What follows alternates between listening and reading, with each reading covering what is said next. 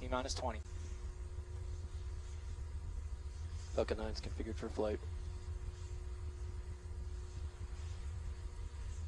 T-minus 10, 9, 8, 7, 6, 5, 4, 3, 2, 1, 0. Liftoff.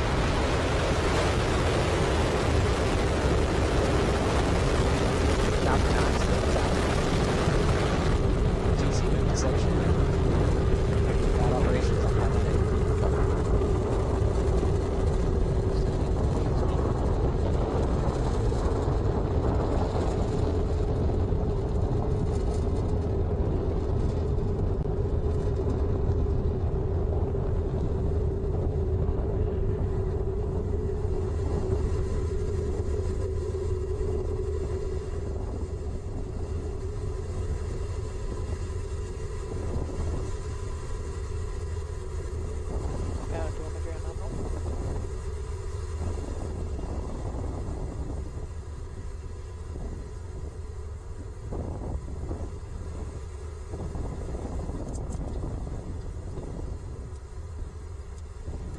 And Falcon 9 is on its way to delivering Dragon for its 10th Commercial Resupply Services mission. This is the first time a launch vehicle has left Earth from 39A since the Space Shuttle Atlantis in 2011. Everything continues to proceed nominally. We are just about to transition through Max Q, maximum aerodynamic pressure. That's right after we pass supersonic. Max Q is one of the highest stress states on the rocket.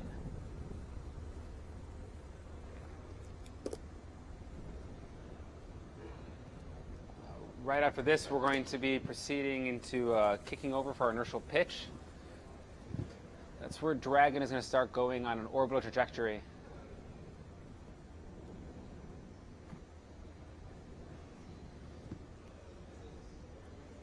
Everything continuing to look nominally for today's launch.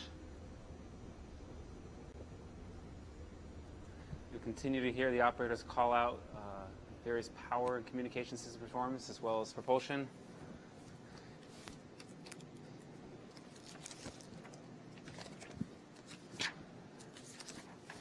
So you can see the aft.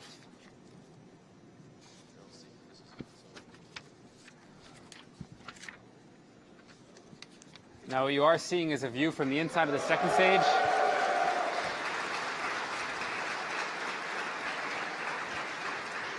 You have main engine cutoff with stage separation. And we have a second stage engine start. You can see the first stage is on its way back for its first maneuver burn. It will have a 3-burn process, the entry burn coming up. Or the boost back burn, sorry. Meanwhile, the second stage is continuing to perform nominally. It's got a 6-minute burn.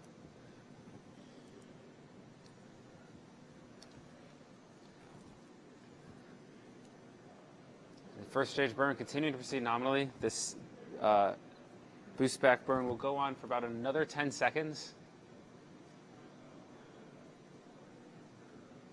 So as you just saw, we had a successful main engine cutoff, a successful stage separation, and then a successful second engine start. It was a little cloudy for the Falcon 9 coming off the pad, so we didn't get a great view of it, but it looks like we have a fantastic view of the second stage engine nozzle and the surface of the Earth right now. Yeah, so you guys probably saw it as we did. I don't know about you, but I got chills seeing the booster fall away from from the engine and just kind of glide back towards Earth and rotating. Like, great shot. Now, there are 3 different burns to get back to landing zone 1. There's the boost back burn, which successfully completed.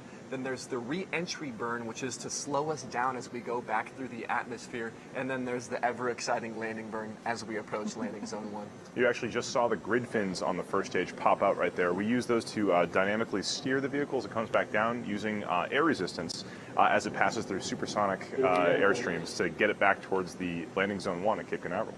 Yeah, So a lot of really exciting stuff going on right now. We are watching the first stage booster come back down to Earth. It will be going through a series of burns like Brian said, but primary mission is still going well. Dragon on top of second stage making its way to the International Space Station. A quick note about those grid fins. People always ask us, how do they exert such a large force on such a large cylindrical body? And it's the same principle. If you stick your hand outside of a car when you're going 10 miles per hour on neighborhood streets, it doesn't affect you very much. But if you stick your hand outside when you're going 80 miles per hour on the freeway, you can exert a very, very large force upon a large surface simply from the air particles. The grid fins are doing the exact same thing. They're little airplane wings that are steering us back to landing zone 1. Now, given the cloud conditions at the pad, it doesn't look like we're going to have great video of the first stage coming down from the pad, but we do have a crystal clear video link with the first stage, and just like last landing, I think we're going to have great video all the way back down. Yeah, so just in case if you're joining us right now, we had a cloudy but successful liftoff of Falcon 9 from Launch Pad 39A at Kennedy Space Center in Florida. We're watching the booster come back down. The stages have separated. Dragon is on its way to the International Space Station, and just wow, that view is incredible. Yeah, you might be seeing bursts on your screen. Those are actually our cold gas thrusters helping to steer the vehicle as well. We have the grid fins, which act as wings of it. We also have nitrogen, that we have cold gas, and we spew those to exert small forces to help us laterally as well. So we'll kick it back into JFED, who will give us an update on everything that's going to occur in the next few moments. About 6 minutes into the count right now, everything continuing to proceed, and nominally you can see that first stage is guiding back to Earth. It's coming up for its entry burn. That's the second of the 3 burns. That entry burn should kick in about 15 seconds, 15 or 20 seconds from now. You'll see the engine ignition. We just deployed the grid fins. You saw those earlier as well. That means we're coming back into the atmosphere, and we'll use those for coming back to Earth. You can also see all the clouds we're about to head through as we come back to Earth. That's why you didn't see as great a video on the way up, and we had to show you an animation. It was because we did go through the clouds. That call out was confirmation that the ignition did just occur.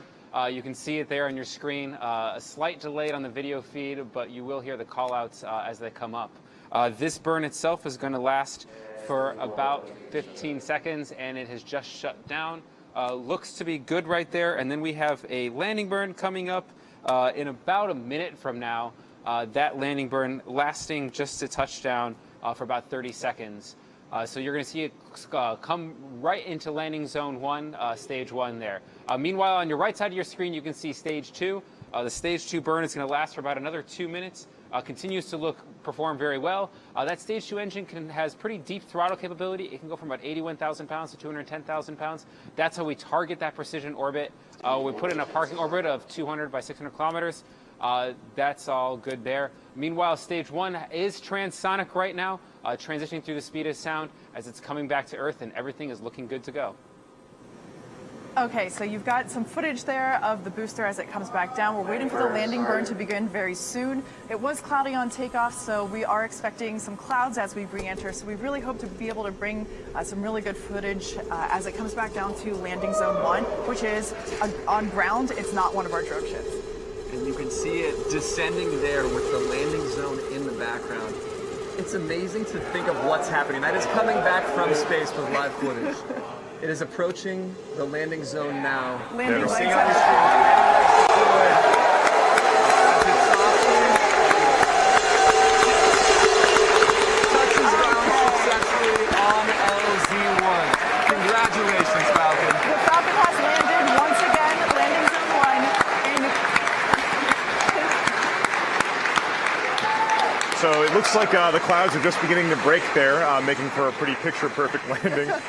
No video from the ground like we had expected earlier, but we did get great video all the way down.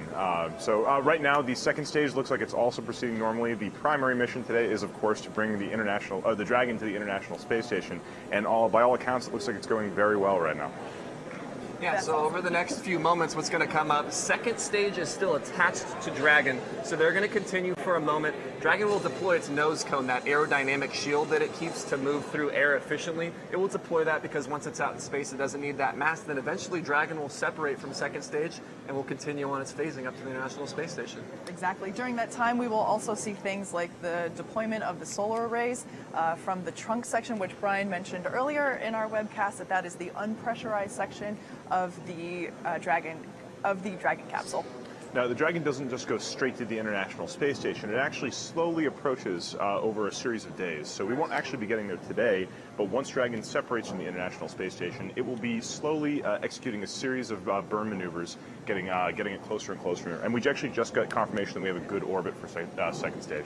And that's wonderful news. Now, in order to get to the International Space Station, we go through what we call a series of phases. We don't just go diagonally up to the International Space Station. We do a series of movements away from the center of the Earth and a series of movements in co-elliptic orbits around the Earth. And those are appropriately named height adjust burns and co-elliptic burns.